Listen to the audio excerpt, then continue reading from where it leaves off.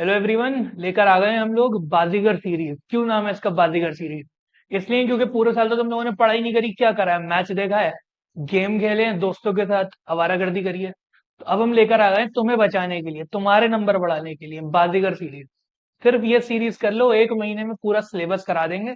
और तुम्हारे नंबर अगर 70 आ रहे हैं तो 80 हो जाएंगे, 80 आ रहे हैं तो 90 हो जाएंगे। ठीक है, तो जुड़े रहना, एक के बाद एक वीडियोस आएंगी, सारी वीडियोस कर लेना।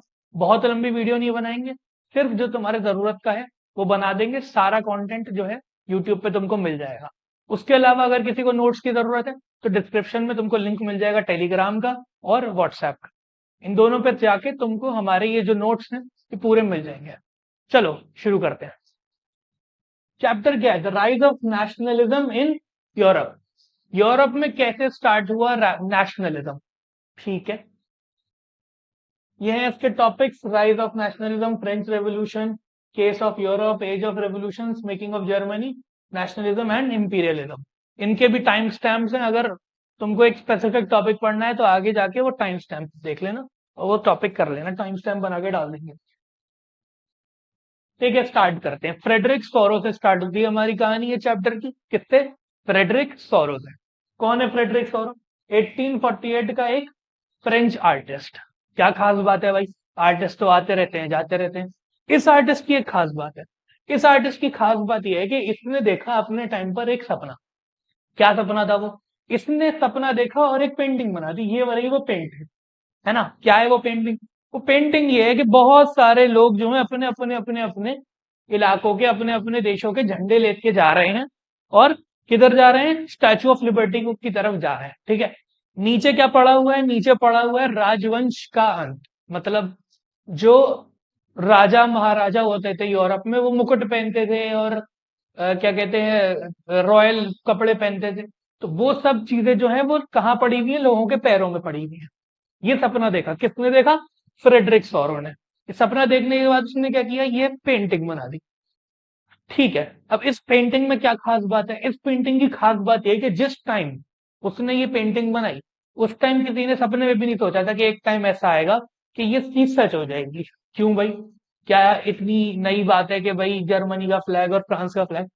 स्टार्टिंग के लिए सबसे बड़ी बात तो यह है कि इस तरह का कोई देश एग्जिस्ट नहीं करता था। जर्मनी जैसा, जो इसने बताया जर्मनी का के लोग आ रहे हैं, जर्मनी जैसा कुछ एग्जिस्ट नहीं करता था। फ्रांस जैसा कोई नेशन एग्जिस्ट ही नहीं करता था। है ना, चौंक जाओगे थोड़ा सा कि सर ऐसा कैसे हो सकता है, फ्रांस नहीं एग्जिस्ट करता था। बिल्कुल नहीं करता था। नेशन ऑफ फ्रांस एग्जिस्ट नहीं करता था। नेशन ऑफ ब्रिटेन एग्जिस्ट नहीं करता था। नेशन ऑफ इंडिया एग्जिस्ट नहीं करता था। नेशन ही नहीं एग्जिस्ट करते थे। कोई भी नेशन एग्जिस्ट नहीं करता था इससे पहले। यहीं से स्टार्ट हुआ क्या? Nationalism. Nationalism, different different nation. Frederic Sorrieu created a series of four prints in 1848, याद रख लेना, depicted his dream of democratic social republics across the world, showed people of Europe and America marching together as different nations through flags and costumes, vision of a world made of free, equal, democratic nation। ठीक है, अब एक सवाल जो बहुत बार आता है वो ये है कि ये यूटोपिया क्या होता है? सर ये यूटोपिया क्या होता है? यूटोपिया कुछ नहीं है, कुछ भी नहीं है यूटोपिया। यूटोपिया का मतलब है एक ऐसी दुनिया, एक ऐसा देश, एक ऐसी जगह जहां पर क्या है, सब चीज परफेक्ट है, एकदम परफेक्ट सरकार है, परफेक्ट लोग हैं, है ना, हर चीज एकदम बढ़िया हो रही है।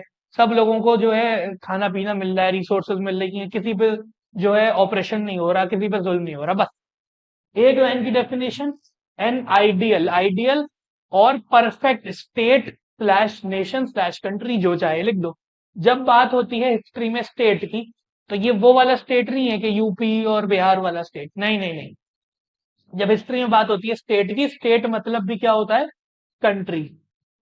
ठीक है, तो स्टेट, नेशन या कंट्री, कोई भी देश, कोई भी स्टेट, कोई भी जो है नेशन जब परफेक्ट होता है, वहां पर कोई भी कमी नहीं होती, तो उसको क्या कह देते हैं? यूटोपिया। ये एक इमेजिनरी जगह है, इमेजिनरी सोच है। क्या? कि एक ऐसी जगह जहां कोई भी परेशानी नहीं। ठीक है,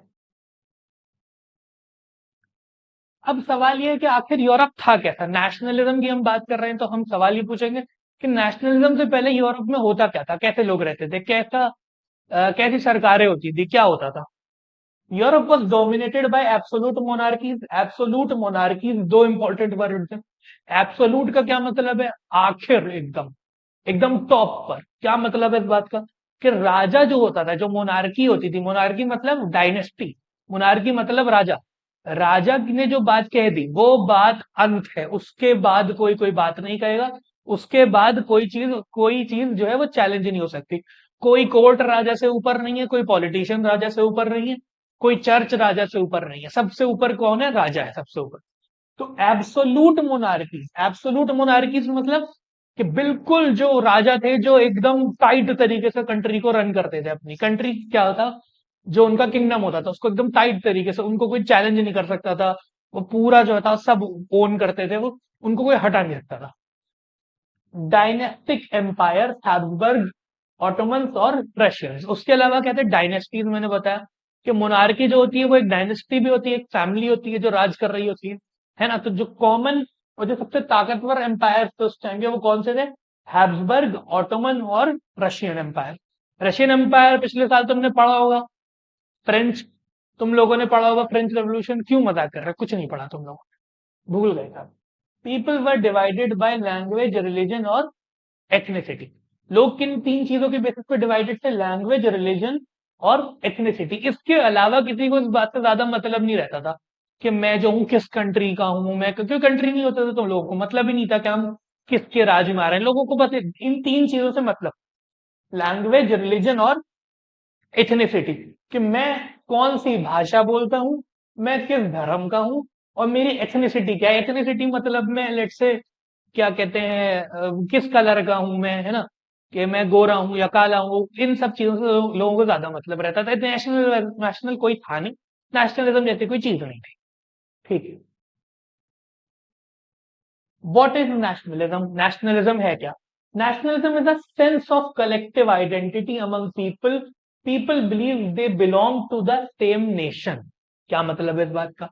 इस बात का मतलब ये है कि नेशनलिज्म उस सोच का नाम है कि मेरी एक आइडेंटिटी है। वो क्या आइडेंटिटी है? लेट्स से मैं हूं, तो मैं कहूंगा मैं एक इंडियन हूं, है ना, ये मेरी एक आइडेंटिटी है। तो मैं ये शेयर करता हूँ हर उस इंसान से जो कहता है कि मैं इंडियन हूँ, है ना। जो भी इंसान ये कहता है मैं इंडियन हूँ, वो भी एक इंडियन है और मैं भी एक इंडियन हूँ, है ना। तो एक नई identity.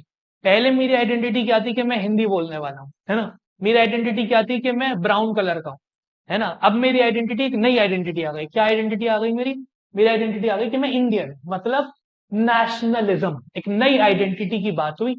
is a sense of collective identity among people. People believe they belong to the same nation. अच्छा, based on shared history, common culture, common political goals. एक नेशन को क्या चीजें जोड़ के रखती हैं? सबसे पहले तो शेयर्ड हिस्ट्री। एक नेशन का सबसे इंपॉर्टेंट प्रोस्पेक्ट क्या होता है? Shared history. ठीक है, कि मैं अगर कहता हूं कि मैं एक हिंदुस्तानी हूँ, कोई और आगे कहता है मैं भी हिंदुस्तानी हूँ, तो हमारी कहीं ना कहीं हिस्ट्री जो है ना वो कनेक्टेड है, सेम सिमिलर तरह की हिस्ट्री है। ऑन दी अदर हैंड अगर कोई रशियन आता है तो मेरी उससे हिस्ट्री इतनी ज्यादा नहीं मिलती, उसके अलावा कॉमन कल्चर, उसके अलावा कॉमन पॉलिटिकल गोल्स। ठीक है। कॉमन कल्चर, मैं अगर किसी एक ही नेशन का हूं तो हमारा कल्चर कहीं ना कहीं सिमिलर होगा, कहीं ना कुछ तो ओवरलैपिंग होगी।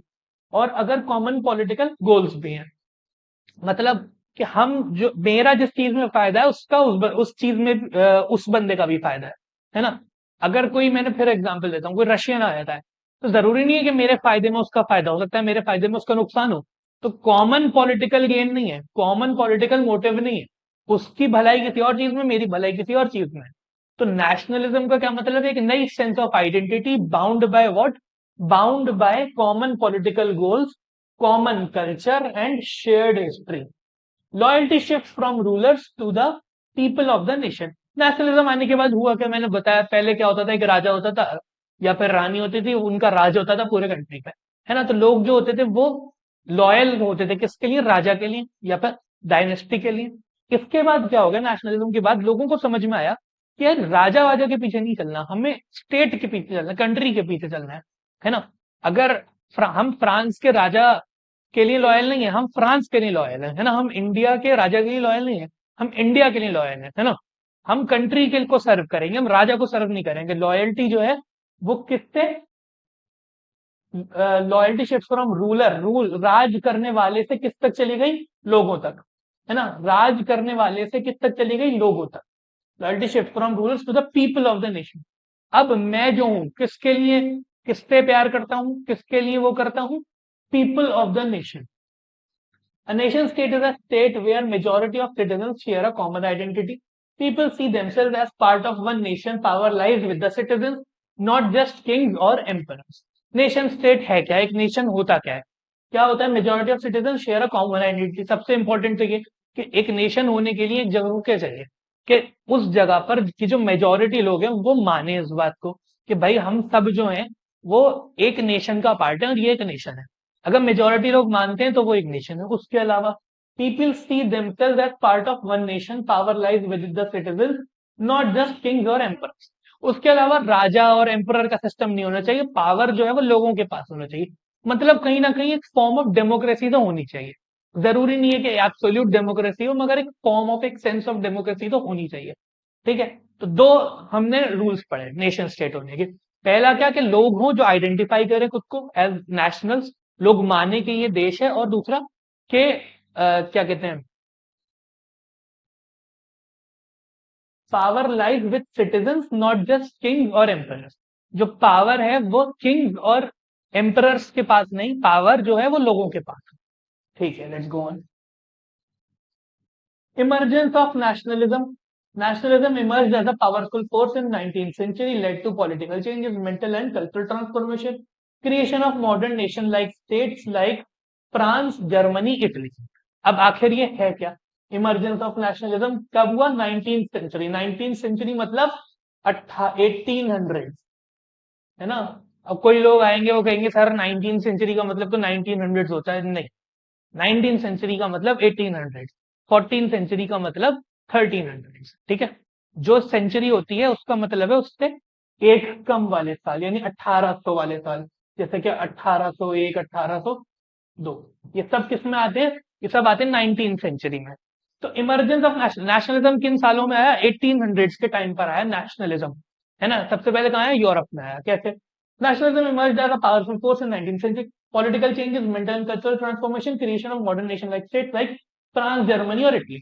अब हम पढ़ेंगे कि आखिर हुआ क्या, नेशनलिज्म इन जगहों पे कैसे आया, क्यों आया, और आखिर नेशनलिज्म का इम्पैक्ट था क्या इन देशों में। ठीक है, लेट्स गो ऑन। सबसे पहले तो हम क्या पढ़ेंगे? Symbol of liberty. Statue of liberty shown as a female figure, holds torch of enlightenment, charter of the rights of man, symbolizes freedom, equality and end of absolutism। सबसे पहले तो ये था कि लोगों के दिमाग में, जो हमने पहले पढ़ा था ना फ्रेडरिक सोरो, उसके दिमाग में सबसे पहले क्या आया? उसके दिमाग में आया एक सपना।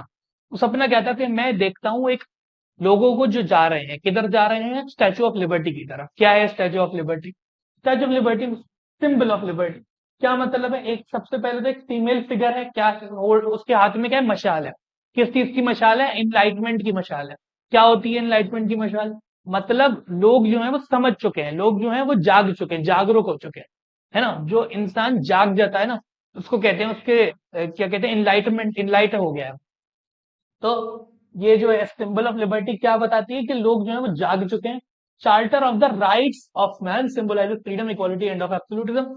मतलब लोग जो जाग चुके हैं और लोग अपने अधिकार की बात करते हैं, राइट्स ऑफ मैन, है ना। हर इंसान का जो अधिकार है उसकी बात होना स्टार्ट हुआ। ठीक है, symbolizes freedom, equality and end of absolutism. End of absolutism, absolutism क्या है मैं बता चुका हूँ। एब्सोल्यूटिज्म का मतलब है जो किंग है, जो एम्परर है, जो क्वीन है ना, या फिर जो डिक्टेटर है, वो एंड है तुम्हारे सिस्टम का। उसके ऊपर कोई नहीं है, वो अनटचेबल है, उसने जो कह दिया वही होना है ना। और कोई उसको चैलेंज नहीं कर सकता उसकी कही भी बात को। इस चीज को क्या कहते हैं? इस चीज को कहते हैं एब्सोल्यूटिज्म। ऐसे बहुत सारे देश हैं जहां पर आज भी क्या है? एब्सोल्यूटिज्म है, जहां जो टॉप पर इंसान बैठा हुआ है उसको कोई चैलेंज नहीं कर सकता, है ना। जो उसने कह दिया वही सच है, जो उसने कह दिया वही इंसाफ है। ठीक है, मगर बहुत सारे कंट्रीज में ऐसा नहीं है।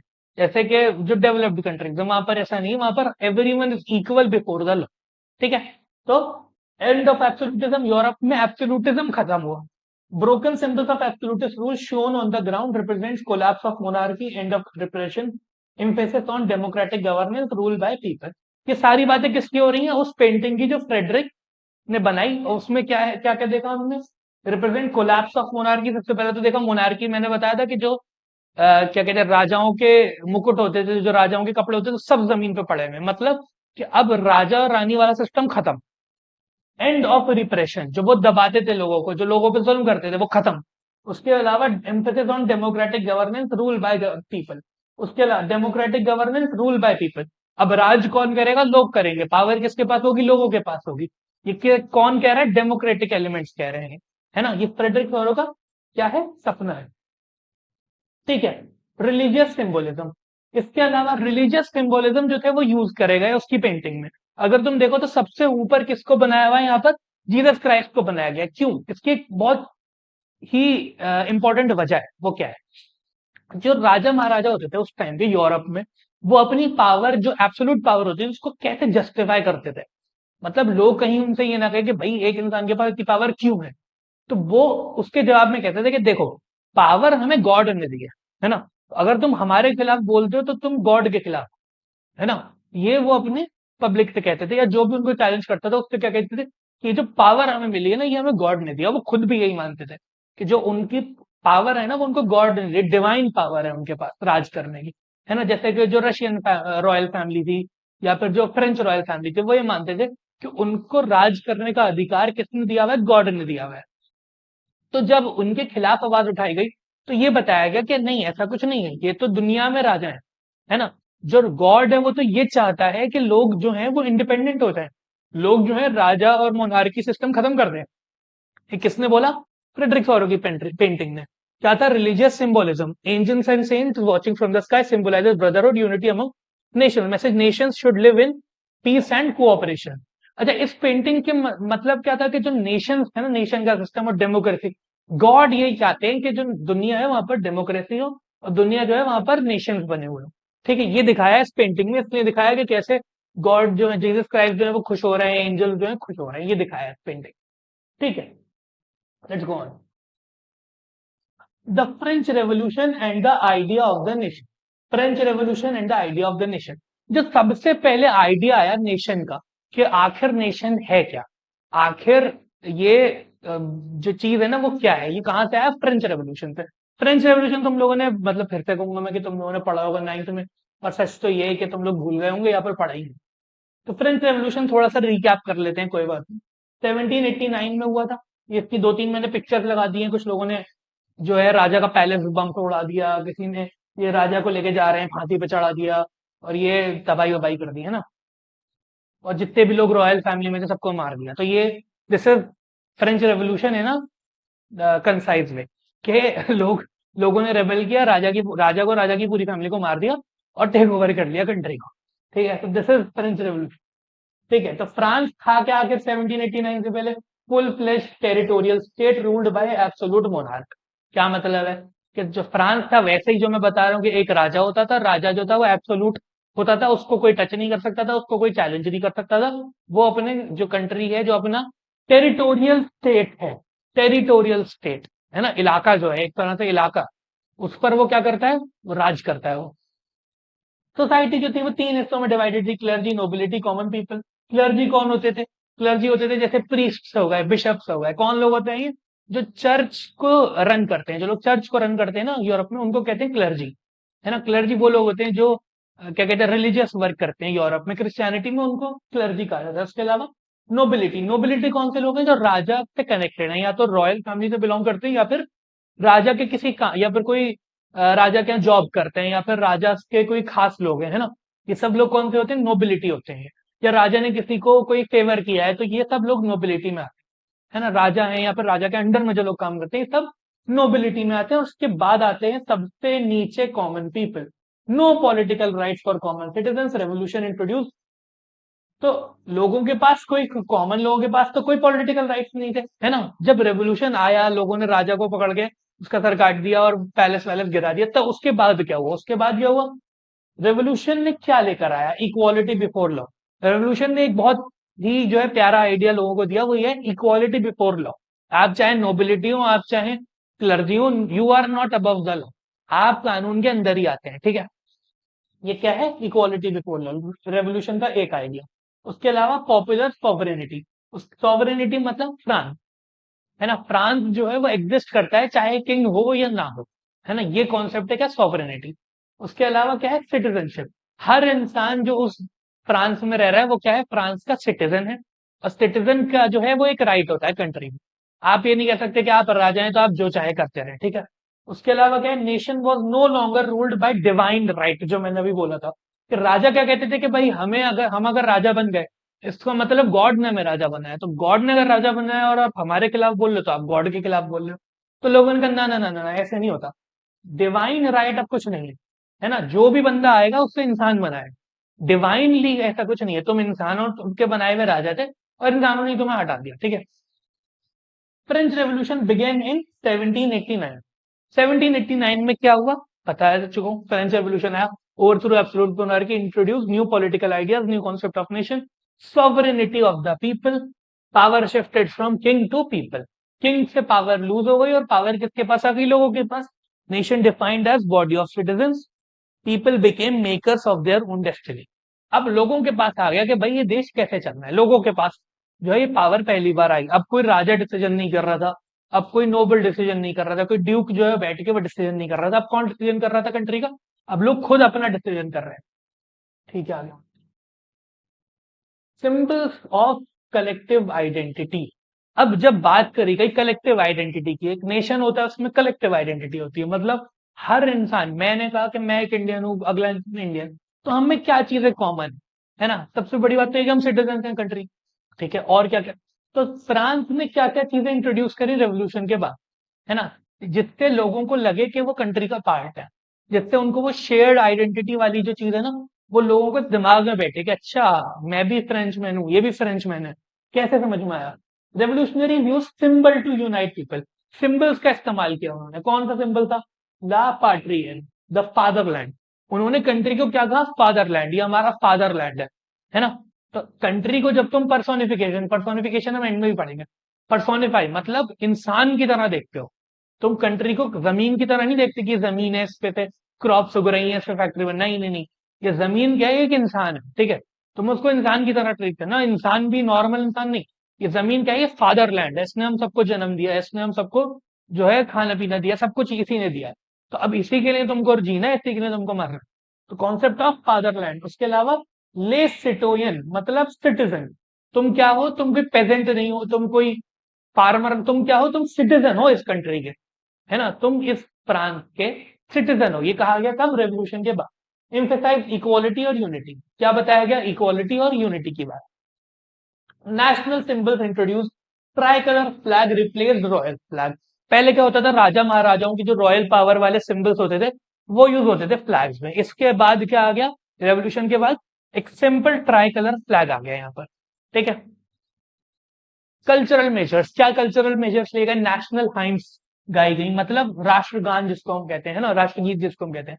ओथ्स टू द नेशन, उसके अलावा ओथ्स ली गई, देशों के लिए ओथ ली। पहले ओथ किसके लिए आती थी, राजाओं के लिए, लोग जाके कहते थे कि राजा मैं आपके साथ हूं, मैं आपके साथ खड़ा हूं, मैं आपके साथ मरते दम तक हूं। अब ओथ किसके लिए ली गई, देश के लिए ओथ ली गई, देश के सामने खड़े होकर कहा गया कि हम जो है इसी देश में मरेंगे, इसी देश के लिए कटेंगे, ठीक है।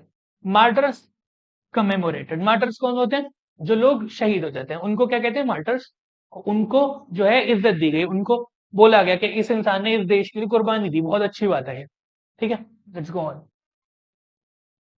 एडमिनिस्ट्रेटिव रिफॉर्म्स, अब ऐसे कौन सी एडमिनिस्ट्रेशन मतलब देश को चलाना, एडमिनिस्ट्रेटिव रिफॉर्म्स क्या है, सेंट्रलाइज एडमिनिस्ट्रेशन इंट्रोड्यूस किया गया। सेंट्रलाइज एडमिनिस्ट्रेशन मतलब जो पहले क्या होता था कि एक कंट्री है, अगर इतना बड़ा कंट्री है, ठीक है, तो अलग अलग इलाके अलग अलग लोगों को दे दी जाती थी, ये तुम्हारा एरिया, तुम्हारा एरिया, तुम्हारा एरिया, ये तुम्हारा एरिया, तुम्हारा एरिया, तुम्हारा एरिया, और ये बीच में किंग बैठा हुआ है, किंग है ना, इसको सब टैक्स कलेक्ट कर करके देते थे, है ना। किंग जो होता था वो पूरे किंगडम का राजा होता। अब क्या हुआ, ना ना ना ना, ऐसे नहीं होगा।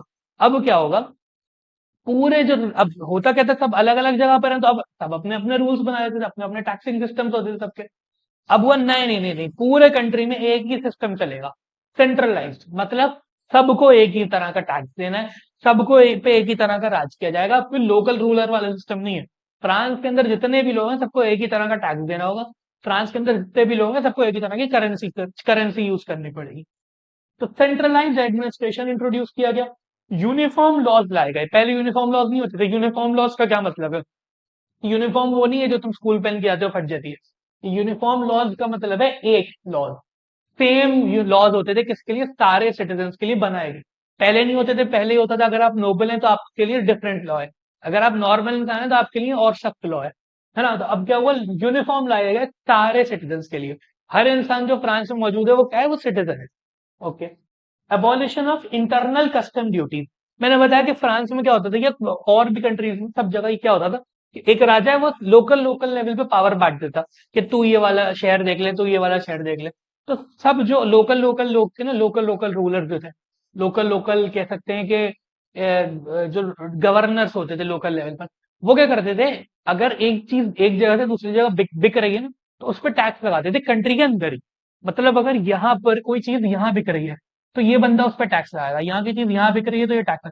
तो कंट्री के अंदर ही तुम देखो कितनी प्रॉब्लम्स होती थी, सब लोकल लेवल पर एक दूसरे पर टैक्स लगा रहे हैं, है ना। तो ये चीज खत्म करी, एबॉलिशन मतलब खत्म कर दिया गया, इस चीज को खत्म कर दिया। कंट्री के अंदर कोई भी जो है इंटरनल कस्टम ड्यूटी नहीं लगाई जाएगी, कोई टैरिफ नहीं लगाया जाएगा कंट्री के अंदर।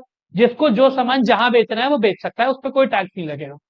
उसके अलावा uniform system of weights and measures. Weights और मेजर, जैसे किलो यूज करते हैं, और क्या कहते हैं अमेरिका में एलबीज यूज करते हैं, तो हर जगह का तुम देखो वेटिंग सिस्टम जो होता है अलग होता है ना, वजन करने का, तोलने का चीज को सिस्टम। फ्रांस में क्या था, एक ही देश में कई सारे सिस्टम चल रहे थे, है ना। एक ही देश में अलग अलग, मैंने बताया ना, अलग अलग लोग मैनेज कर रहे थे, अलग अलग जगहों पर अलग अलग सिस्टम चल रहे थे। तो इसको कंट्रोल करने के लिए क्या करा गया, इसको कंट्रोल करने के लिए यूनिफॉर्म एक सिस्टम मेजर मेजर का तोलने का पूरे कंट्री में लागू किया गया कि एक ही तरीके से चीजें तोली जाएंगी भाई, अलग अलग सिस्टम नहीं चलेंगे। इसके अलावा क्या था, लैंग्वेज पॉलिसी। लैंग्वेज पॉलिसी एक आई। लैंग्वेज पॉलिसी क्या थी, फ्रेंच जो लैंग्वेज है ना, उसके कई सारे डायलेक्ट एग्जिस्ट करते हैं, डायलेक्ट। हिंदी में भी बहुत सारे डायलेक्ट होते हैं, अगर तुम देखो कुछ लोग जो ईस्ट यूपी के हैं वो अलग तरह की हिंदी बोलते हैं, जो वेस्ट यूपी के हैं वो अलग तरीके से हिंदी बोलते हैं, जो लोग बिहार के हैं वो भी कुछ, उनमें से भी कुछ लोग हिंदी बोलते हैं, मगर वो जो है अलग डायलेक्ट से हिंदी बोलते हैं, है ना। तो हिंदी के भी बहुत सारे डायलेक्ट है। फ्रांस में क्या किया गया, जो रीजनल डायलेक्ट थे, इलाके वाले डायलेक्ट, अलग अलग इलाकों के डायलेक्ट थे, उनको डिस्करेज किया गया। तो आगे नहीं नहीं, अगर तुमको अच्छा सिटीजन बनना है ना, तो तुम ये इधर उधर के डायरेक्ट मत बोलो, तुम पेरिस में जो डायरेक्ट चलता है वो बोला करो। जो फ्रेंच लैंग्वेज को और जो जिन इलाकों में फ्रेंच नहीं बोली जाती थी, वहां पर कहा गया कि नहीं, आप दूसरी लैंग्वेज हटाइए, अब आप फ्रेंच ही बोलिए। उसके अलावा Paris French became common national language. जो पेरिस में बोलने वाला, अब जैसे दिल्ली का है ना, दिल्ली की जो हिंदी है, अब उसको पूरे देश पे लागू कर दिया जाए कि आपको जो है दिल्ली वाली हिंदी बोलनी है ना, हिंदी भी बोलनी है, वो तो एक और है। उसके अलावा जो डायलेक्ट है वो हिंदी वाला ही हो और कोई डायलेक्ट हो, तो एक ही डायलेक्ट को प्रमोट भी किया फ्रांस में। Help in national integration. इससे क्या फायदा हो, नेशनल इंटीग्रेशन। अब ये चीजें तुमको अच्छी बुरी लग रही होंगी, और ये जो नेशनलिज्म है ना, ये इसके कुछ अच्छे इम्पैक्ट भी हैं और इसके कुछ बुरे इम्पैक्ट भी हैं। हम एंड में इसके बुरे इम्पैक्ट भी बहुत सारे पढ़ेंगे। तो ये जो चीज है कि लोगों से ये कहना कि तुम जो यही डायलेक्ट बोलो, तुम यही लैंग्वेज बोलो, ये कोई अच्छी चीज नहीं है, कि इसका एक नेगेटिव इम्पैक्ट भी है ना, इसके बहुत सारे नेगेटिव इम्पैक्ट हैं इम्पैक्ट। तो revolutionary mission. Revolutionaries believed they had a mission to liberate Europe from despotism. Revolutionary, अब जब रेवोल्यूशनरीज ने टेक ओवर कर लिया पूरे फ्रांस पे, ठीक है, अब उनको लगा कि यार हमने अपने आप को तो आजाद कर लिया, मगर बाकी देशों का क्या होगा, है ना। बाकी देशों का क्या होगा, हमने तो अपने अपने राजा वाजा को हटा लिया। अब हमारा हमारा हमारी जिम्मेदारी है कि हम दूसरे देशों को इन्वेड करें और वहां के भी राजा को हटाएं, वहां भी डेमोक्रेसी लेकर आए, वहां भी फ्रीडम लेकर आए, लोगों को पावर दें वहां पर भी, है ना। ये किसको समझ में आया, फ्रांस के जो रेवोल्यूशनरी थे। तो believe they had a mission, उनको लगा कि हमारा काम है डेस्पोटिज्म, मतलब राजवंश खत्म करना है, पूरे पूरे यूरोप में हमें राजवंश खत्म करना है। स्प्रेड नेशनलिज्म और रिपब्लिकन आइडियाज, नेशनलिज्म स्प्रेड करना है और रिपब्लिकन आइडियाज स्प्रेड करना है, मतलब डेमोक्रेसी स्प्रेड करनी है पूरे कॉन्टिनेंट पे, ठीक है। Rise of Napoleon Bonaparte. अब कौन आता है यहाँ पर, Napoleon Bonaparte. Napoleon Bonaparte history की one of the biggest and most influential public personalities. इसकी बायोपिक, इसकी बायोग्राफी मैं कहूंगा कि हर इंसान को एक बार पढ़नी चाहिए। गरीब घर का बच्चा था और क्या बन गया, फ्रांस का एम्परर बन गया, एम्परर, है ना। फ्रांस में उस जमाने में जब एक क्या कहते हैं लोअर, अगर कोई इनकम का इंसान हो तो वो ऑफिसर बनने की, पुलिस ऑफिसर बनने की भी नहीं सोच सकता था, वो आर्मी ऑफिसर बनने की भी नहीं सोच सकता था, है ना। वहां पर इतना डिस्क्रिमिनेशन था। गरीब घर का बच्चा सिर्फ सिर्फ सिर्फ अपनी मेरिट से बहुत कम एज में क्या बन गया, एम्परर बन गया फ्रांस का। पूरा यूरोप पर उसका कब्जा हो गया था एक टाइम पर, कुछ देशों को छोड़ के पूरे यूरोप पर उसका कब्जा हो गया था, ठीक है। बहुत इन्फ्लुएंशियल और बहुत ही मोटिवेटिंग उसकी कहानी। ये एक इमेज मैं इसमें लेकर आया हूँ, जिसमें नेपोलियन बैठा हुआ है, पढ़ रहा है सिर्फ रात के टाइम पे। और इसमें जो सिंबल है वो क्या है, कि वो कुछ नहीं कर रहा, वो पढ़ रहा है, ठीक है। उसकी परछाई किस पे है? पूरे यूरोप पे है। ये क्यों है? क्योंकि रात में वो क्या पढ़ता था, रात में बैठ के पढ़ता था मिलिट्री के तरीके, है ना, फौज को किस तरह से लीड करना चाहिए, कंट्री को किस तरह से लीड करना चाहिए, रात में बैठ के पढ़ता था, है ना। तो यही तुम इससे मोटिवेट हो सकते हो, तुम कम से कम पढ़ के बोर्ड में ही अच्छे नंबर ले आओ, है ना। तुम भी आगे के नेपोलियन बन सकते हो आगे जाके, है ना। तुम भी आगे जाके प्राइम मिनिस्टर बन सकते हो। कहीं से तो स्टार्ट करना होगा ना, कहीं से तो तुमको पढ़ाई वढ़ाई स्टार्ट करनी पड़ेगी। ठीक है, rise of Napoleon Bonaparte. Napoleon became the ruler of France. Revolution के बाद क्या हुआ, बहुत सारी प्रॉब्लम्स आई, लोग पहली बार लोगों को आइडिया हुआ कि डेमोक्रेसी किस तरह से वर्क करती है। बहुत सारे लोगों ने गलतियां करी, नाइन्थ में तुम लोगों ने पढ़ा होगा, मैक्सिमिलियन रॉबेस्पियर आया, उसने बहुत सारे लोगों को मार दिया, है ना। फिर लोगों ने उसको पकड़ के मार दिया। तो एंड में क्या हुआ कि बहुत ज्यादा कॉन्फ्लिक्ट होने लगे और पावर सीज कर ली किसने? नेपोलियन बोनापार्ट ने। अब नेपोलियन राजवंश की तरह तो नहीं था, राजाओं की तरह तो नहीं था, मगर वो डेमोक्रेटिक भी नहीं था, है ना। उसने पावर सीज करी थी, उसने इलेक्शन विलेक्शन खत्म कर दिए, कोई इलेक्शन का सिस्टम ही खत्म कर दिया, किसी की वो सुनता नहीं था, वो खुद ही एब्सोल्यूट बन गया एंड में। वो एक अलग बात है, मगर नेपोलियन के जो काम है ना बहुत सारे, वो डेमोक्रेसी की तरफ इशारा करते हैं, कंट्री को डेमोक्रेसी की तरफ लेके जाते हैं, वो हम आगे पढ़ेंगे। Napoleon became ruler of France, and democracy but preserve the revolutionary reform, strengthen nationalism through reforms. Napoleon power में तो आया, वो बात ठीक है, मगर नेपोलियन ने बहुत सारी चीजें जो रेवोल्यूशन के टाइम की थी उसको प्रिजर्व रखा, ठीक है। नेपोलियन ने 1804 में क्या दिया? Napoleonic code. नेपोलियनिक कोड बहुत बहुत बहुत इंपॉर्टेंट है, एग्जाम परस्पेक्टिव से बहुत बहुत बहुत इंपॉर्टेंट है, मैं एनफ एम्फेसाइज नहीं कर सकता। Napoleonic code, also called the civic code. Main features equality before law. Napoleon जो था वो एक कोड लेके आई, एक पहला कॉन्स्टिट्यूशन की तरह से था फ्रांस में। यहाँ पे क्या होता? इक्वालिटी बिफोर लॉ, हर इंसान जो है वो कानून की नजर में क्या है? बराबर है। उसके अलावा abolition of privileges by birth and right to property. दूसरी चीज जो थी वो एबोलिशन, यानी अगर आप किसी अमीर घर में नोबल फैमिली में पैदा होते हैं तो आपको कोई जो है बेनिफिट नहीं मिलेगा, होते रहे यहाँ। आपको अपनी जो मेरिट है, जो अपना काबिलियत है, वो आपको दिखानी पड़ेगी, है ना। तो बाय बर्थ जो प्रिविलेज मिलता है ना, वो उसने हटा दिया। पहले क्या होता था, अगर आप एक ऑफिसर फैमिली में पैदा हुए तो आपको ऑफिसर का पद मिल जाता था। अगर आप किसी आर्मी के उसमें बड़ी जनरल के यहाँ पैदा हुए तो आपको जनरल की पोस्ट मिल जाती थी इजीली। तो उसने ये सिस्टम हटा दिया, उसने कहा हम सिर्फ काबिल बंदे को ही पोस्ट देंगे, है ना। और राइट टू प्रॉपर्टी, उसने प्रॉपर्टी खरीदने का लोगों को राइट दे दिया। पहले क्या होता था, किंग से मिलती थी प्रॉपर्टी, है ना, किंग से, किंग जो था वो आपको लीज पे देता, उसने कहा नहीं, आप खुद ओन करोगे प्रॉपर्टी। तो राइट टू प्रॉपर्टी किसके टाइम पे आया? नेपोलियन के टाइम पे, नेपोलियनिक कोड में ये है, ठीक है। Next is reforms in conquer territory. Napoleon बड़ा खतरनाक इंसान था, उसने लगभग आधा या आधे से ज्यादा यूरोप पूरा कॉन्कर कर लिया। जो कॉन्कर ज्यादातर, या तो उसने एरियाज कॉन्कर कर लिए, जैसे कि जर्मन था उस टाइम पे, जर्मनी की, जर्मनी तो नहीं था मगर जर्मनी कई हिस्सों में बटा हुआ था, जर्मनी को उसने कब्जा कर लिया। जो इटली है उसको उसने कब्जा कर लिया, स्पेन पर उसने कब्जा कर लिया, कई कई उसने देशों पर कब्जा कर लिया। जिन जगहों पर उसने कब्जा किया वहां पर उसने किस तरह से ट्रीट किया लोगों को, ये देखा जाएगा। रिफॉर्म्स इन कॉन्कर टेरिटरी, सबसे पहले तो जहां जहां वो कॉन्कर करता जा रहा था उसने फ्यूडलिज्म खत्म कर दिया। फ्यूडलिज्म मतलब एक तरह से तुम समझो जमींदारी सिस्टम, है ना, कि एक इंसान के पास बहुत बहुत जमीनें हैं और वो लोगों को मतलब बिल्कुल गुलाम की तरह ट्रीट कर रहा है ना, वो सिस्टम उसने खत्म किया, है ना। फ्यूडलिज्म में क्या होता था, राजा जो होता था वो बैठा है अपना सुकून से, उसने 50,000 जमींदार लगे हुए हैं, उनसे टैक्स ले जाए, ये सब सिस्टम उसने खत्म किया, ऐसा नहीं होगा।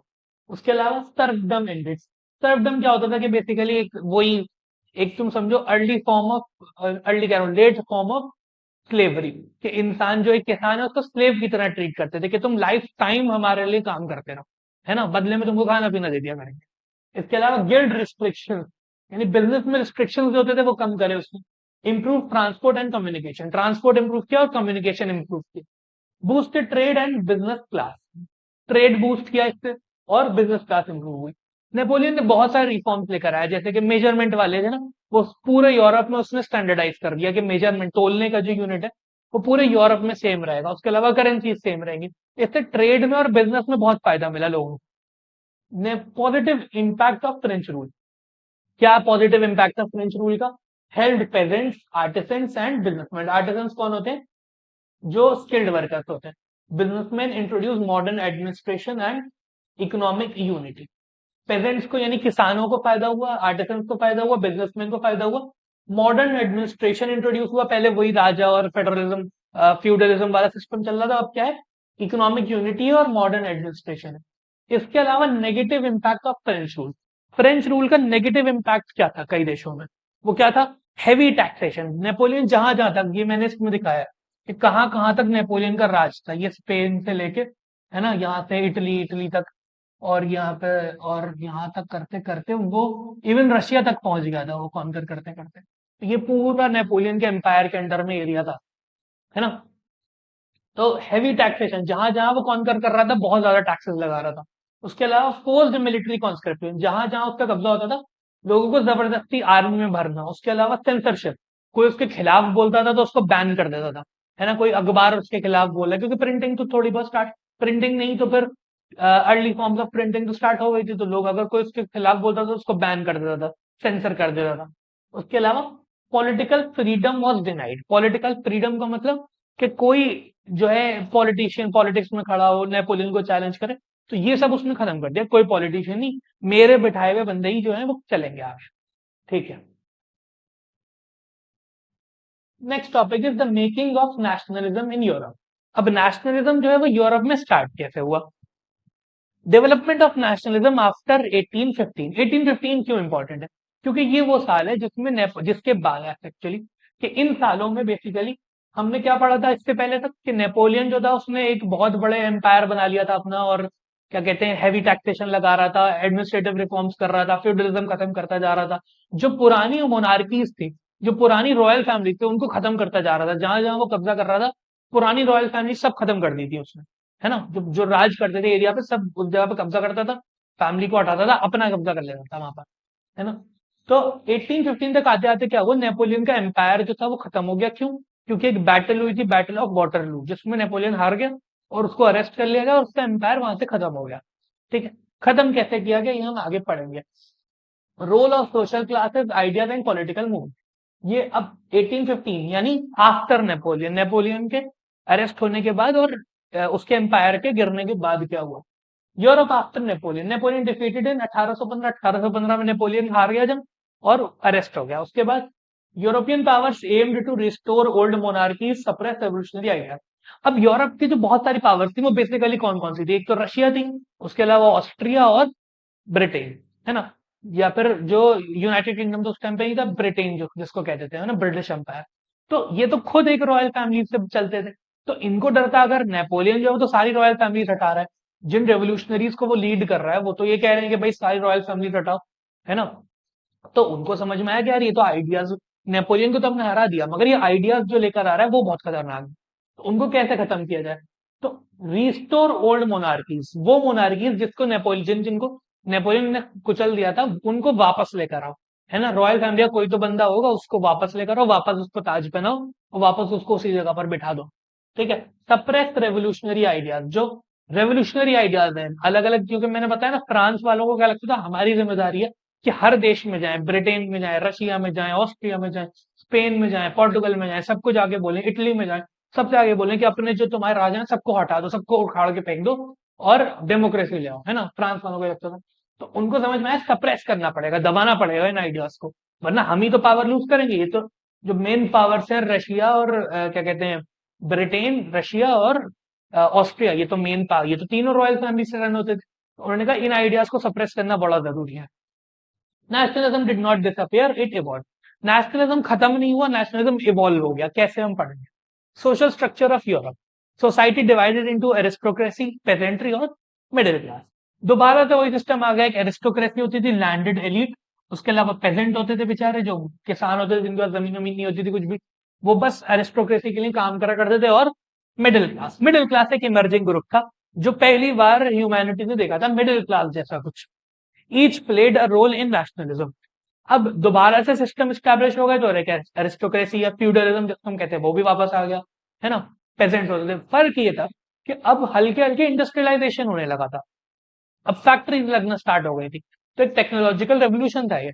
इसकी वजह से क्या हुआ, बहुत सारे लोग जो थे, पहले क्या होता था इंसान या तो नोबल है या फिर पेजेंट है, अब क्या है एक नई क्लास डेवलप होने लगी, ना तो जमीन है पर ना किसान है, बीच में कहीं है, क्या है, जैसे कि कोई मशीन वर्कर है ना, या फिर कोई इंजीनियर है जो उस मशीन को बना रहा है ना, या फिर कोई, अब जब तुम्हारे पास इंजीनियर्स हैं, तुम्हारे पास वो है, तो तुमको फिर और बहुत सारी इंडस्ट्रीज चाहिए, जैसे डॉक्टर्स भी बढ़ जाएंगे, है ना, जो शहर, फिर शहर भी बनने लगेंगे क्योंकि मशीन तो एक ही जगह पे होंगी, तो अर्बन अर्बन एरियाज भी डेवलप होने लगेंगे, है ना, तो तुमको बिल्डर्स भी चाहिए, तो इसकी वजह से टीचर्स भी चाहिए, जब तुम्हें अगर मशीन बनानी है तो तुम्हें उस कंट्री में टीचर्स भी चाहिए, तो प्रोफेसर भी चाहिए, तो इस सब से क्या होता है, इस सब से एक नई मिडिल क्लास डेवलप होने लगी, है ना, नया ग्रुप बन के आया, किस नाम से, मिडिल क्लास से। ना तो इनके पास बहुत ज्यादा कोई जमीन होती थी इन लोगों के पास, ना ये किसान होते थे, ना ये ऊपर है ना ये नीचे, बीच में है, ये कौन ग्रुप है, मिडिल क्लास, ठीक है। rise of the middle class emerged due to trade industrialization included industrialists। सबसे पहले तो मिडिल क्लास में कौन आते थे, इंडस्ट्रियलिस्ट, वो जो फैक्ट्रीज या बिल्डिंग या फिर जो है कंपनीज ओन करते थे, उसके अलावा बिजनेसमैन, उसके अलावा प्रोफेशनल, है ना, ये सब क्या बन गए, मेन सपोर्टर्स ऑफ नेशनलिज्म, है ना। ट्रेड और इंडस्ट्रियलाइजेशन की वजह से, मैंने बताया इंडस्ट्रियलाइजेशन उस टाइम तक स्टार्ट हो गया था और ट्रेड होता था, तो इसकी वजह से कौन बन गए, इंडस्ट्रियलिस्ट, जो चीजों को बनाते थे, बिजनेसमैन जो उनको बेचते थे, है ना।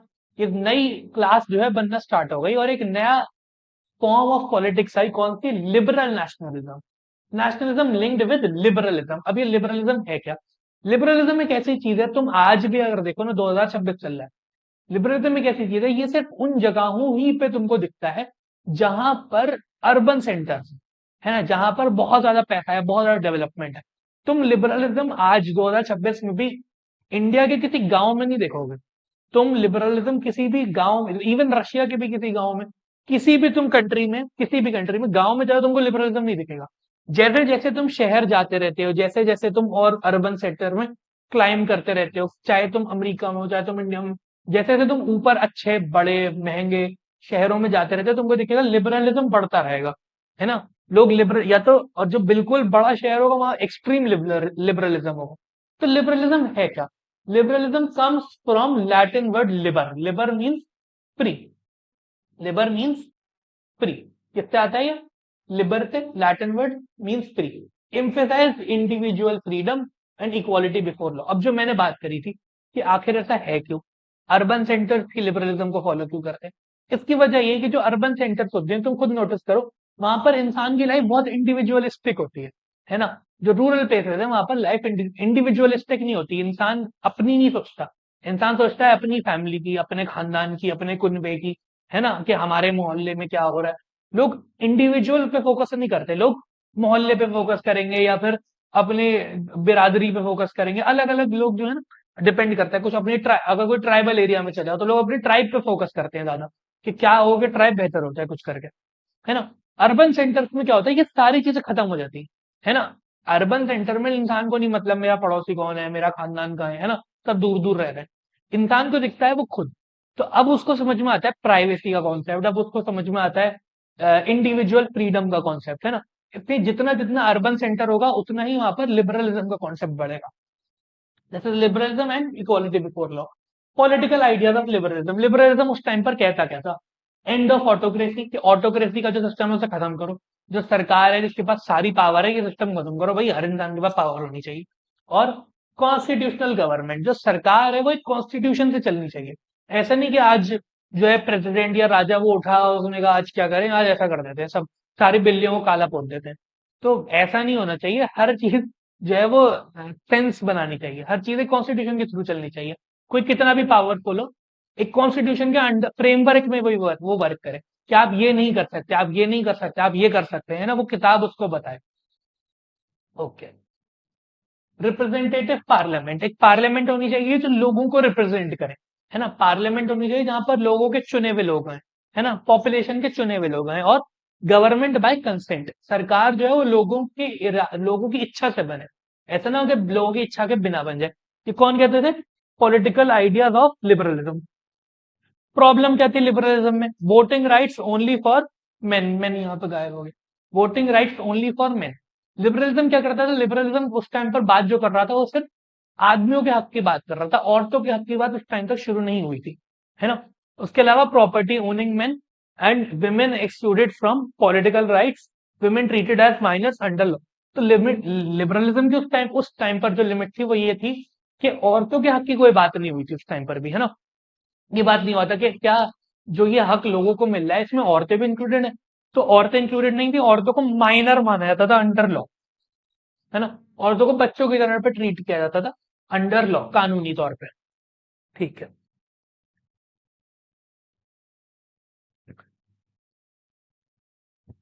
अब हम क्या पढ़ेंगे, इकोनॉमिक प्रॉब्लम्स विद जर्मनी। क्या क्या प्रॉब्लम्स थी जर्मनी में उस टाइम पर? सबसे पहली तो प्रॉब्लम ये थी, जर्मनी वो डिवाइडेड इनटू 39 स्टेट। जो मॉडर्न डे हम जर्मनी जानते हैं ना, उस टाइम पे एग्जिस्ट नहीं करता था। क्या एग्जिस्ट करता था? बहुत छोटी छोटी छोटी छोटी थी, बहुत सारी स्टेट्स एग्जिस्ट करती थी, है ना। इनमें से जो सबसे बड़ी स्टेट थी उसका नाम क्या था? Kingdom of Prussia. पर्शिया ने प्रशिया, है ना, वो क्या थी इस टाइम पर? सबसे बड़ी स्टेट थी। मगर बहुत सारी छोटे छोटे छोटे छोटे किंगडम्स एग्जिस्ट करते थे। छोटी छोटी छोटी छोटी ना चीजें, एंटिटीज एग्जिस्ट करती थी वहां पर। वो मिलके क्या बनता था? पूरा जर्मनी, जो कि सब अलग था, अलग अलग सबके राजा थे, ठीक है।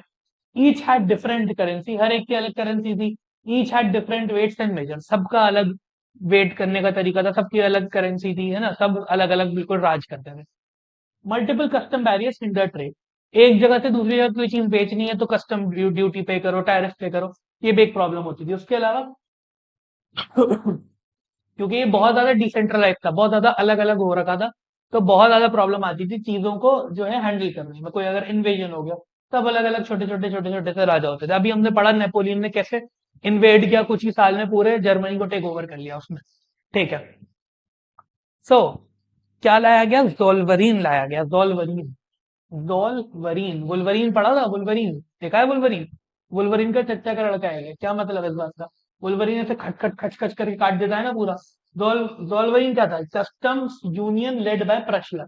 जो सबसे ताकतवर किंगडम था ना प्रशिया, उसने डिसाइड किया कि यार अब ऐसा ऐसा कुछ नहीं होगा। अब क्या होगा? Abolish internal tariff. उसने वुल्वरीन की तरह सारे इंटरनल टैरिफ काट दिए, ठीक है। इंटरनल टैरिफ कुछ नहीं होगा, अगर तुम्हें एक जगह से दूसरी जगह जाना है तो कोई बात नहीं, चले जाओ, है ना। कोई प्रॉब्लम की बात नहीं, इंटरनल टैरिफ नहीं देना किसी को, है ना। उसके अलावा reduce currencies, promoted economic unity और नेशनल फीलिंग। ठीक है, इकोनॉमिक यूनिटी प्रोमोट करेगा, नेशनल फीलिंग। बेसिकली रशिया ने सारी छोटी छोटी स्टेट से कहा कि ठीक है तुम अलग अलग हो, पर इंपॉर्टेंट बात यह है कि तुम ना कम से कम करेंसी सेम कर लो, है ना, ट्रांसपोर्टेशन आसान कर लो, कस्टम ड्यूटी खत्म कर दो। क्योंकि रशिया सबसे बड़ी स्टेट थी, है ना, सबके सब डरते थे उससे, तो सबने बात नहीं मान ली। ठीक है। Role of railways. रेलवेज का क्या रोल था? Railways improve transport mobility, railways बनाए गए ऑल ओवर जर्मनी। उससे क्या होता था? लोगों को लगता था कि हम एक ही बेसिकली देश में, एक शहर से दूसरे शहर में निकल के चले गए। Connected economic interest to nationalism, strengthened idea of united nation. लोगों को समझ में आने लगा कि यार ये तो एक ही देश भी हो सकता है जर्मनी, अगर चाहे तो, है ना। पहले क्या होता था? सब अलग अलग, एक जगह से दूसरी जगह ट्रैवल करना बहुत मुश्किल है, एक जगह से दूसरी जगह करेंसी। जब करेंसी सेम हो गई, जब चीजें सेम हो गई, तो लोगों को समझ में आने लगा कि एक यूनाइटेड नेशन की तरह क्यों नहीं काम कर सकता। Zollverein brought the number of currencies from 30 to over 30 to 2, मतलब 30 से भी ज्यादा करेंसी होती थी जर्मनी में। जोल्वरीन आने के बाद क्या हुआ? सिर्फ दो रह गई, ठीक है। जोल्वरीन किसी इंसान का नाम नहीं है, ये एक बेसिकली एक मूवमेंट की तरह है, ठीक है। New conservatism after 1815। ठीक है। हुआ क्या? 1815 के बाद लोगों को रियलाइज हुआ कि यार जो कंजर्वेटिव है, कंजर्वेटिव कौन? जो राजा का सिस्टम सपोर्ट करते हैं, जो पुराना चर्च वर्च में बिलीव करते हैं ना, वो लोग जो पुराने सिस्टम्स में बिलीव करते हैं, उनको समझ में आया लगा कि यार नेशनलिज्म से लड़ना आसान नहीं है। लोगों में बहुत ही ज्यादा ज्यादा भावना है इसकी, नेशनलिज्म की। तो ऐसे लड़ने का कोई फायदा नहीं। एक काम किया जा सकता है, क्या काम किया जा सकता है? कि नेशनलिज्म से लड़ने के बजाय नेशनलिज्म को अडॉप्ट कर लो, है ना, खुद ही नेशनलिस्ट बन जाओ। राजा ही नेशनलिस्ट बन जाए, राजा ही नेशनलिस्ट बन जाए तो पब्लिक को क्या प्रॉब्लम? ठीक है। तो new conservatism after 18, conservative believe in tradition, monarchy, church, oppose radical change, accepted limited modernisation. अब ट्रेडिशन, मोनार्की और चर्च, अपोज रेडिकल चेंज। इन्होंने कहा कि ठीक है, जैसे जैसे ठीक है चीजें चेंज हो रही है, इन्होंने नेशनलिज्म को अडॉप्ट कर लिया, थोड़ा थोड़ा चेंज एक्सेप्ट कर लिया, ठीक है। हुआ क्या? नेपोलियन के हारने के बाद हुई कांग्रेस ऑफ वियना। वियना एक शहर है, वहां पर क्या हुई? Congress of Vienna 1815, led by Duke Metternich, नाम याद रख लेना। ड्यूक मेटरनिक ने कॉन्फ्रेंस करी। हुआ क्या था? नेपोलियन, फिर से बताता हूँ, नेपोलियन ने बहुत सारे एरियाज पे यूरोप में कब्जा कर लिया था। अब जब नेपोलियन ने बहुत सारे एरियाज पे कब्जा कर लिया, तो उसने सिस्टम बदल दिए सब जगहों के। तो चीजों को ये चाहते थे वापस वैसे ही लेके आए जैसे नेपोलियन से पहले थे। वापस लाने के लिए इन्होंने क्या किया? वापस लाने के लिए इन्होंने ड्यूक मेटरनिक ने कांग्रेस करी, कांग्रेस रखी वियना में, मतलब सब लोगों को बुलाया, बातचीत करी, सब करा। और गोल क्या था इनका? अंडू नेपोलियनिक चेंजेस, जो भी चीज नेपोलियन ने करी सब वापस कर दो, सब चीजें वैसे ही कर दो जैसे पहले थी। उसके अलावा रिस्टोर मोनार्की, जिन जिन मोनार्कीज को नेपोलियन ने हटाया था अपने रास्ते से, हाँ, सारे सारे डायनेस्टीज खत्म कर दी, सारे सारे राजाओं को हटा दिया, उनको वापस वहीं पर लेकर आओ, वहीं पर स्टैब्लिश कर दो। ठीक है, create a conservative order in Europe, जैसे यूरोप पहले था वैसे ही कर दो यूरोप को, है ना, जैसे पहले चीजें राजा होता था, एब्सोल्यूट मोनार्की होती थी, वही सिस्टम ले आओ। अब जो नया सिस्टम बन रहा है ना, उसको मत आने दो। ठीक है, यहाँ पर ये एग्जाम्पल दिया हुआ है कैसे ये लोग सारे जो अलग अलग देश के लोग थे ये साथ आए, इन्होंने ना वापस जो नेपोलियन का कोर्ट था पूरा फाड़ दिया, जैसे सब के वैसे ही करो जैसे चीजें जैसे पहले थी। ठीक है, डिसीजन क्या थे वियना कांग्रेस के? Bourbon monarchy restore. फ्रांस में हमेशा से कौन, मतलब हमेशा नहीं, कई साल से कौन राज करता है? बर्बन डायनेस्टी, जो हमने पढ़ा था 1789 में, लुइस जो वो था उसको लोगों ने हटा दिया, किंग लुइस को, है ना, हमने पढ़ा था। फ्रांस लॉस्ट कॉन्कर टेरिटरीज, जितने भी एरिया नेपोलियन ने कॉन्कर करे थे वो फ्रांस से ले लिए गए।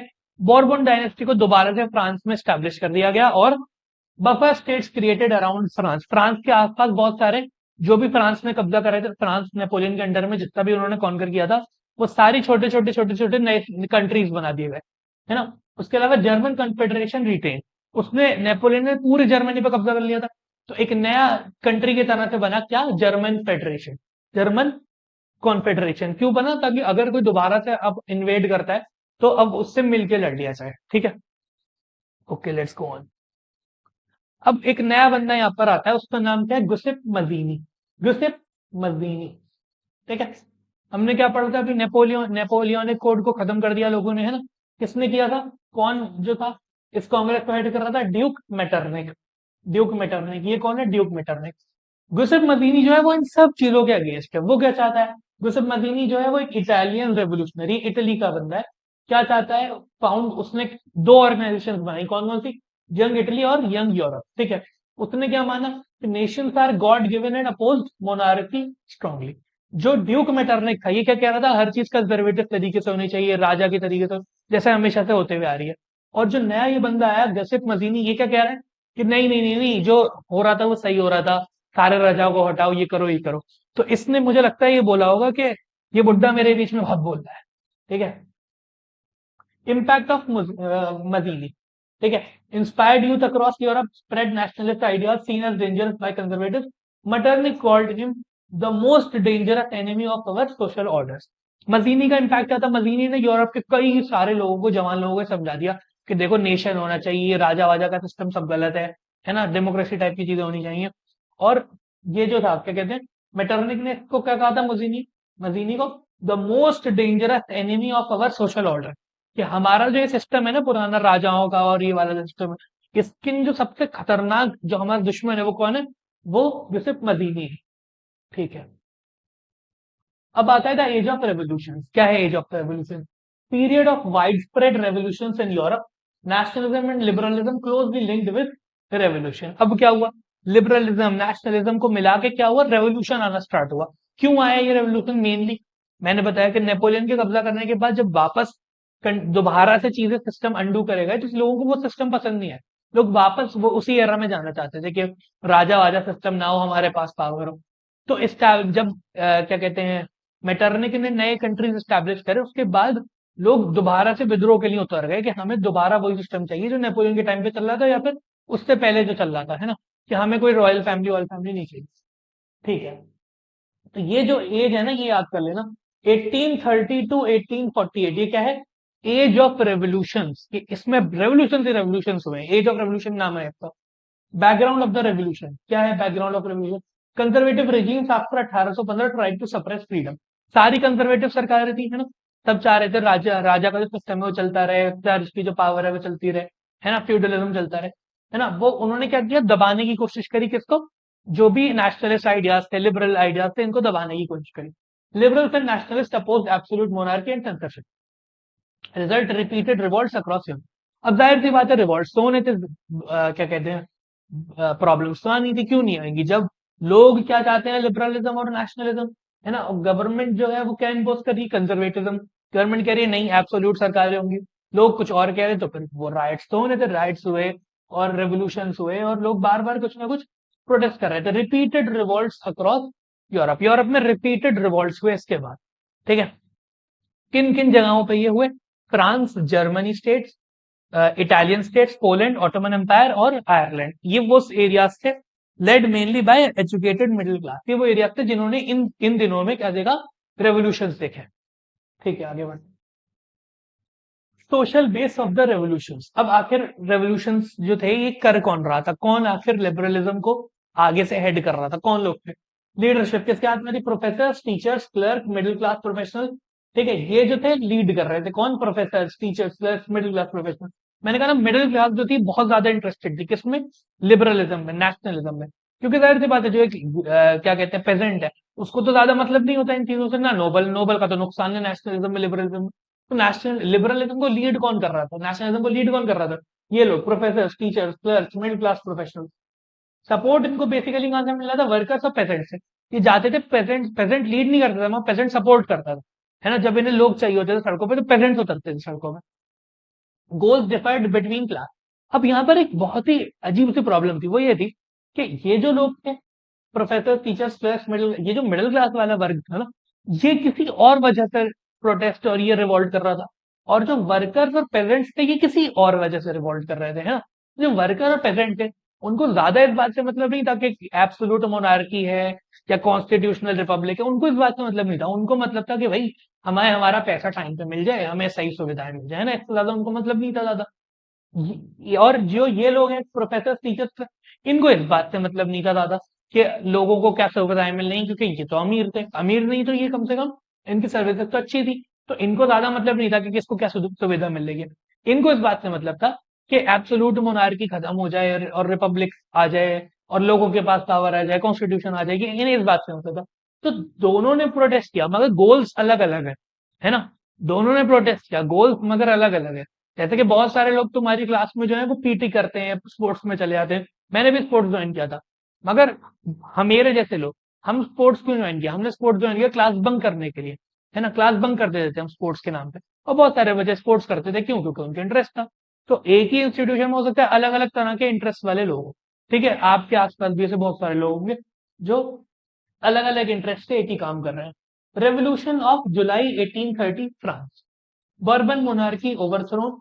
चार्ल्स एक्स, ये चार्ल्स एक्जेवियर वाला चार्ल्स एक्स नहीं है, चार्ल्स टेन है ये। Removed constitution monarchy, establish Louis Philippe became king. हुआ क्या फ्रांस में? जो बॉर्बन डायनेस्टी को बिठाया गया था दोबारा से नेपोलियन के बाद, कि ठीक है अब दोबारा से यहाँ पर मोनार्की आएगी, लोगों ने रेबेल किया और उसको हटा दिया, है ना।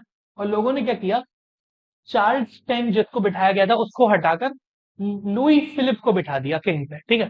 और उसको दे दिया कॉन्स्टिट्यूशन कि भाई तुम हो तो राजा, मगर तुम इससे हट के नहीं चल सकते, तुमको इसी को लेकर के चलना है ना। तुम ये नहीं कोई भी डिसीजन ले लेते हो, तुमको वो कॉन्स्टिट्यूशन के हिसाब से चलना है। तो फ्रांस क्या था, पहले तो एब्सोल्यूट मोनार्की थी, और इस रेवोल्यूशन के बाद, इसको क्या कहते हैं, जुलाई रेवोल्यूशन, जुलाई 1830 रेवोल्यूशन के बाद फ्रांस क्या बन गया? कॉन्स्टिट्यूशनल मोनार्की, है ना। है मोनार्की मगर कॉन्स्टिट्यूशनल मोनार्की। ठीक है। Impact of July revolution. July revolution का इम्पैक्ट क्या था? Inspired uprising across Europe. July revolution के बाद क्या हुआ, कई यूरोप में जो जगहें थी ना, जहां पर एक कंट्री का दूसरे कंट्री पे कब्जा है, एक किंगडम का दूसरे किंगडम पे कब्जा है, एक एम्पायर का दूसरे एम्पायर पे कब्जा है, तो लोगों ने आवाज उठाना शुरू करी, लोगों ने आजादी मांगना शुरू करी। ठीक है, सबसे पहले कहां पे हुआ? Belgium revolted against Netherland. Netherland और बेल्जियम का मैंने मैप लगा रखा है। नेदरलैंड का जो था कब्जा था पहले किस पे? बेल्जियम पे। तो बेल्जियम ने आवाज उठाई, रिवॉल्ट किया, और नेदरलैंड से अलग होकर बेल्जियम एक कंट्री बन गया। ये क्यों हुआ? क्योंकि जुलाई रेवोल्यूशन से वो इंस्पायर्ड थे। ठीक है, next. Second is Greek war of independence. Greek एक बहुत क्लासिकल एग्जांपल है इस चीज का। तुम ये देखो, पहला मैप लगा हुआ है ओटोमन एम्पायर का, यहाँ पर देखो अगर तुम गौर से, तो ये ग्रीस पूरी तरह से इनके कंट्रोल में था कई सौ साल से, है ना। और ये है इंडिपेंडेंट ग्रीस, जो इंडिपेंडेंस के बाद बना था, ग्रीक वॉर ऑफ इंडिपेंडेंस 1821 से 1832 तक चली। Greek under Ottoman rule since 15th century से ग्रीस जो है वो कंप्लीटली ऑटोमन टेरिटरी की तरह ट्रीट किया जाता था, ऑटोमन के कब्जे में था। ऑटोमन एक टर्किश एम्पायर था। ठीक है। Nationalist struggle began in 1821। 1821 में क्या स्टार्ट हुआ? Nationalist struggle. लोग कहने लगे कि भाई हम ग्रीक्स हैं, हमें क्या, हम टर्क्स के अंडर में क्यों रह रहे हैं, टर्क्स हम पर राज क्यों कर रहे हैं, हमें ग्रीक्स राज करना चाहिए हमारे ऊपर। तो supported by Greeks in exile and European liberals. ठीक है, यूरोप के जो लिबरल्स थे उन्होंने भी इस चीज को सपोर्ट किया कि सही बात है, ग्रीस को जो है इंडिपेंडेंस मिलना चाहिए ऑटोमन से, और जो ग्रीस बाहर रह रहे थे दूसरे देशों में, उन्होंने भी ये बात कही कि ग्रीस को जो है वो आजादी मिलनी चाहिए Ottoman. European support for Greece. Greece seen as cradle of European civilisation. जो यूरोप था वो ग्रीस को बेसिकली अपने तरीके से ही देखता था, ये देखता था ये तो हमारे लोग हैं, ऑटोमन जो ये बाहर के टर्क्स हैं, ये तो बाहर के आए हुए हैं, ठीक है। तो उन्होंने कहा कि हमें जो है ग्रीस को सपोर्ट करना है, इनको इंडिपेंडेंट करवाना है Ottoman. Poets and artist supported Greek cause. Lord Byron fought for Greece, died in 1824। ठीक है, बहुत सारे लोग जो थे उन्होंने सपोर्ट किया, बहुत सारे जो यूरोपियन किंगडम्स थे उन्होंने सपोर्ट किया ग्रीस को इस वॉर में, है ना। जैसे ब्रिटेन है, रशिया, इन सब ने सपोर्ट किया किसको, ग्रीस को, कि तुम आजाद हो जाओ किससे, ऑटोमन से। उन्होंने हथियार सप्लाई करे, इंटेलिजेंस दी, है ना, पैसा वैसा दिया। इंडिपेंडेंस ऑफ ग्रीस, फाइनली क्या हुआ, ग्रीस जो था वो आजाद हो गया। कैसे, ट्रीटी ऑफ कॉन्स्टेंटिनोपल हुई 1832 में। Greece recognised as an independent nation, example of successful nationalist movement. ये एक एग्जांपल है किस चीज का, सक्सेसफुल नेशनलिस्ट मूवमेंट का। इसमें क्या हुआ, ग्रीस जो था एक आजाद देश बन गया, ऑटोमन ने रिकॉग्नाइज कर लिया कि ग्रीस सबसे एक आजाद कंट्री है। ठीक है, let's go on. Romanticism and national feeling. Romanticism और नेशनलिस्ट फीलिंग। नेशनलिस्ट फीलिंग जो थी वो काफी नहीं थी अपने आप में, तो लोगों को समझ में आया कि लोगों को और ज्यादा इसको रोमांटिसाइज किया जाए। रोमांस वो वाला नहीं जो तुम फिल्मों में देखते हो। रोमांस का मतलब है किसी चीज को और खूबसूरत तरीके से पेश करना, है ना। खूबसूरत तरीके से पेश करोगे तो इंसान को ज्यादा अच्छे से लगेगी। तो लोगों को समझ में आया नेशनलिज्म को बहुत अच्छे से दिखाना पड़ेगा, उसके लिए हमें गाने इस्तेमाल करने पड़ेंगे, इमेजेस इस्तेमाल करनी पड़ेंगी, पोएम्स इस्तेमाल करनी पड़ेंगी, अलग अलग चीजें इस्तेमाल करनी पड़ेगी। Cultural movement supporting nationalism, emphasize emotion, imagination, folk culture. लोगों ने कहा कि देखो तुम किसी एक एरिया के हो, तो वहां का कुछ फोक कल्चर होगा, वहां की कुछ लैंग्वेजेस होंगी, वहां की पोएम्स होंगी, वहां के गाने होंगे। तो क्या तुम इन चीजों को फील नहीं करते, पहले एक कल्चर के लोगों पे दूसरे कल्चर का राज चल रहा है, तो लोग ज्यादा वो ध्यान नहीं देते थे उस चीज पे। मगर लोगों इन लोगों नेशनलिस्ट थे, इन्होंने समझाया कि देखो तुम्हारा एक कल्चर है, तुम्हारे एक कपड़े पहनने का तरीका है, तुम्हारी एक लैंग्वेज है, क्या तुम्हें फील नहीं होता कि तुम आजादी मांगो इन लोगों से। तो नेशनलिज्म जो था वो एक बहुत नेशनल फीलिंग जो है वो जगाना बहुत जरूरी थी लोगों के अंदर। कैसे जगाई गई, फोक फोक कल्चर थे, लोकल कल्चर थे, है ना। ग्रिम ब्रदर्स थे, क्या किया उन्होंने, collected German folk tales, believe folklore reflected pure German spirit, had develop German national identity. क्या किया गया, जर्मनी के जो लोग थे, जर्मन में कौन थे, ग्रिम ब्रदर्स, इन्होंने क्या किया, जर्मनी के जो लोकल लेवल पर गाने थे, लोकल लेवल पर कस्टम्स थे, उनको प्रमोट किया, पोएम्स को प्रमोट किया। उससे क्या होगा, लोगों के अंदर समझ में आएगा कि देखो मैं प्रशियन नहीं हूं, मैं लग्जमबर्ग का नहीं हूं, हम सब एक्चुअली जर्मन है बेसिकली। ठीक है, okay let's. Rule of culture, national identity created through art, poetry, music और स्टोरीज। इन चार तरीकों से क्या होता था, नेशनल लैंग्वेज जो है, नेशनल फीलिंग जो है वो लोगों के अंदर बैठती थी। हेड unite people emotionally. Role of language, language का क्या रोल था, language became tool of resistance, example Poland, Polish language suppressed by Russia, used in churches to resist domination. होता क्या था, बहुत सारे पोलिश इलाकों पर रशिया का कब्जा था, ठीक है, रशिया राज करता था, बहुत सारे पोलिश स्पीकिंग लैंग्वेज क्या होती थी वहां पे, पोलिश लैंग्वेज होती थी। रशिया वहां पे राज करते थे, रशियन, तो वो इम्पोज करते थे क्या लैंग्वेज, रशियन लैंग्वेज इम्पोज करते थे। तो उस चीज को लड़ने के लिए इन लोगों ने क्या तरीका निकाला कि हम चर्च में पोलिश बोलेंगे, अपने घरों में पोलिश बोलेंगे, हम रशियन ऑक्यूपेशन के खिलाफ हो जाएंगे। ठीक है, यहाँ पर एक तरीका था, क्या था कि आपने लैंग्वेज को यूज किया टू यू नो लोगों के अंदर भावना जगाने की किसी इसकी नेशनलिज्म। ठीक है, let's go ahead. Hunger, hardship, and popular revolt. Economic crisis in 1830s and 1840s causes rapid population growth, unemployment, food shortage, high prices, conditions of workers. Workers lived in overcrowded slums. Small producers faced competition from machine-made goods, led to unrest. Hunger hardship, इस era में यही जो 1830 जो हमने बताया ना, as of revolution है, इसमें एक और प्रॉब्लम ये थी कि पॉपुलेशन भी बहुत तेज बढ़ रही थी, इंडस्ट्रियलाइजेशन की वजह से पॉपुलेशन भी बहुत तेज बढ़ रही थी उस टाइम पर। अब भी बढ़ रही है, तब जब से इंडस्ट्रियलाइजेशन है पॉपुलेशन बढ़ती ही चली आ रही है। Causes rapid population growth, unemployment, food shortage और high price.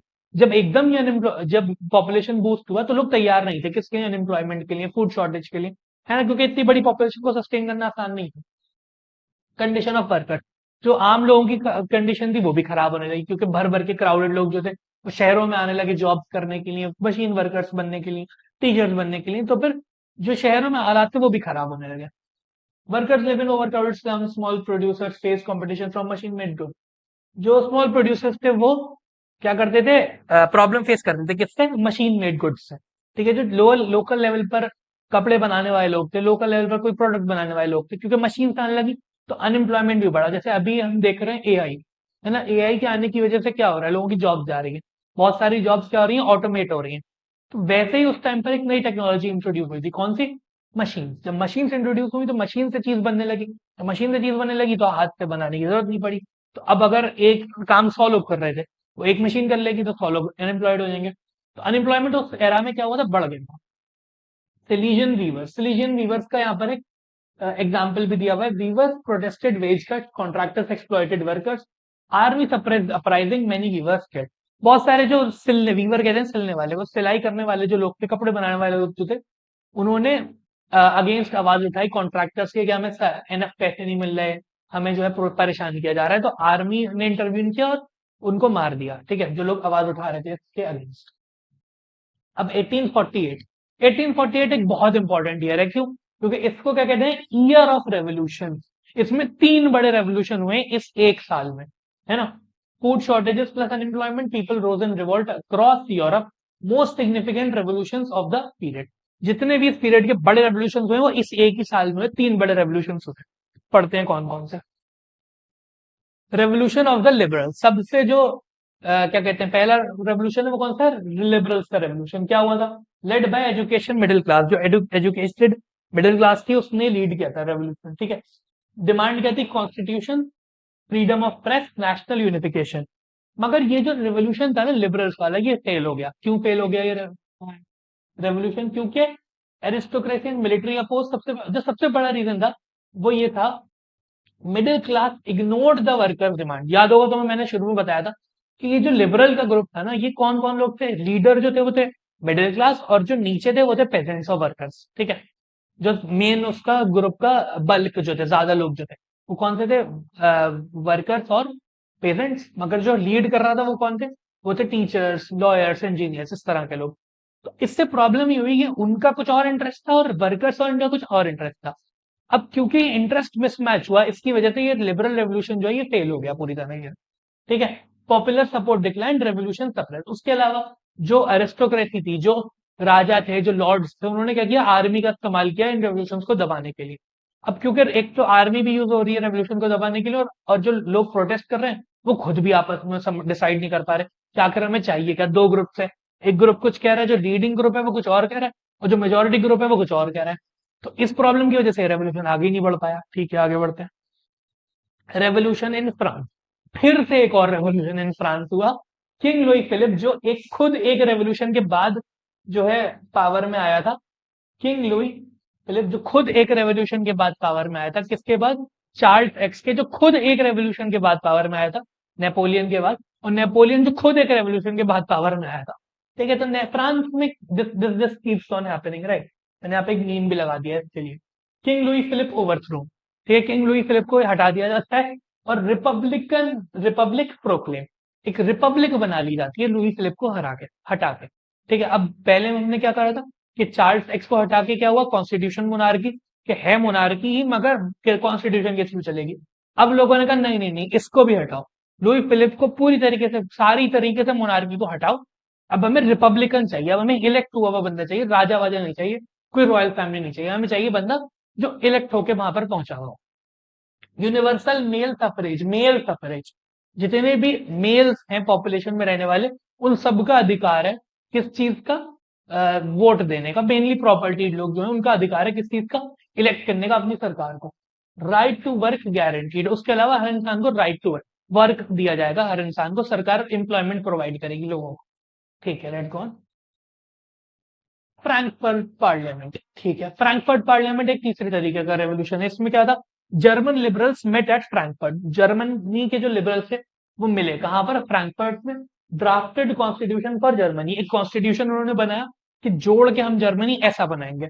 Offered crown to king of Prussia, king of Prussia को उन्होंने क्राउन ऑफर किया, मगर वो इतना बड़ा धुरंधर था, उसने मना कर दिया, मुझे चाहिए ही, ठीक है, उसने मना कर दिया, मुझे नहीं चाहिए, ठीक है।